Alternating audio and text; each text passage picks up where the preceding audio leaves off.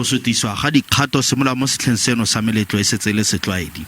Fela go beelwa thoko ga kopo ya go gololwa ga Mopresidente wa maloba Jacob Zuma ka ntlha ya maemo a gagwe a boitekanelo ke kgotlatshekelo kgolo ya Gauteng go ka tlisa letshogo la go sengwa ga dithoto le polokego ya setšhaba.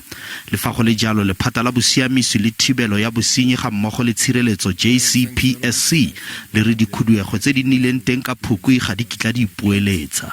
We have met with the management and leadership of the South African Police and Defence to make the preparations that the responses and reactions are much better this time, and we believe that they are on the ground in preparation for that as we speak. Usually, if there is any issue which might create any uncertainty to life and limb, to property, to the economic interest of the country, defense gets interested.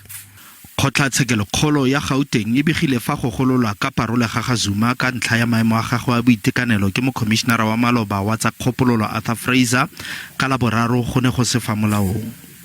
Kgotlatshekelo e rile o tshwanetse a boele kwa kgolegelong go nna dikgwedi tsa gagwe di le 15 tse di setseng tsa go nyatsa molao. Tona ya bosiamisi Ronald Lamola o dirile boikuelo ba gore go digwe makgwafo. We call for calm and refrain from all South Africans after the court judgment with regards to the former president. Lephata le re le tla tswelela go sekaseka maemo le go tsereganya fa le letlelelwa.